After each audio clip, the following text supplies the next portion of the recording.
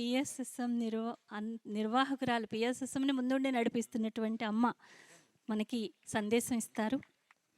అందరికీ సందేశాలంటే ఏంటో నాకు తెలియదు. ఏం చేయాలి అంటే ధ్యానం చేయాలి. పొద్దున్న చెప్పారు కదా పత్రిక గారు కూర్చోవాలని, అలాగా కూర్చోవాలి. ఆ కూర్చోవాలి అన్న వెంటనే కరోనా వచ్చేసింది, అందరూ ఇంట్లో కూర్చున్నారు.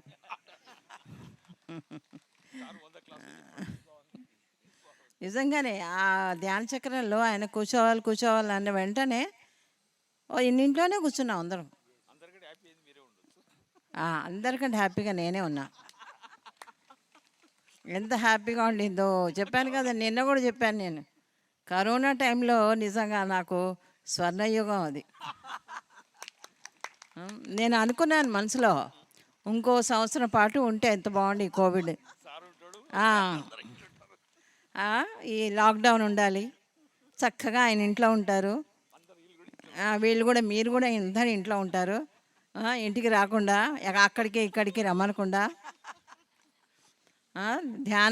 ధ్యానం క్లాసులు ఉన్నాయండి, పిరమిడ్ లోపల ఉన్నాయండి, భూమి పూజలు ఉన్నాయండి, ఇవన్నీ ఏమీ చెప్పకుండా ఆయనకి సగం ఫోన్లు ఇచ్చేదాన్ని కాదు నేను, ఎందుకంటే ఎక్కడ పిలుస్తారో అని భయంతో.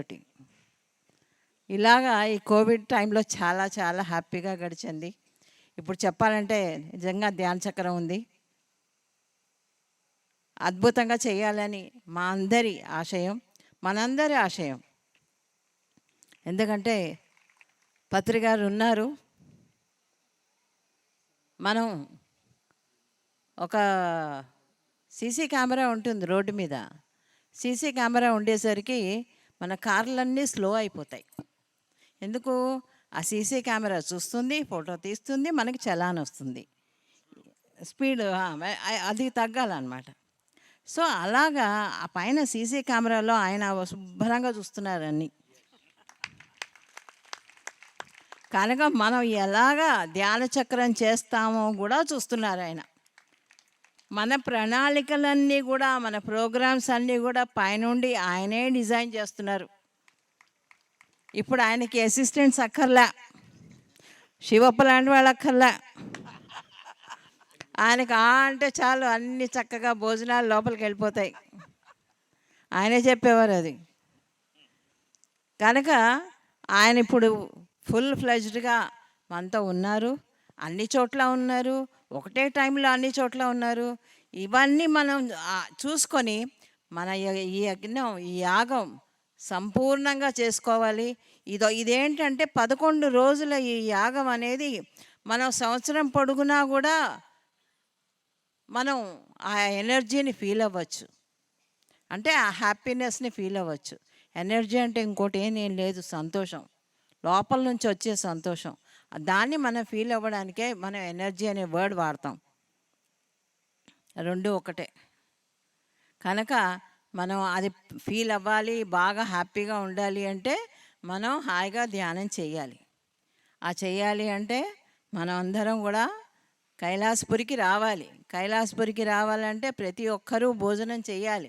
భోజనం చేయాలంటే అన్నదానం చేయాలి. అన్నదానం చేయాలంటే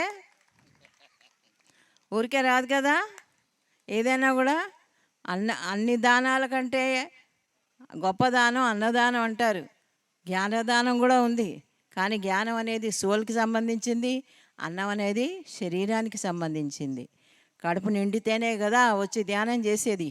కనుక అందరూ కూడా వచ్చి దాన్ని సక్సెస్ఫుల్ చేస్తారని నేను భావిస్తున్నాను.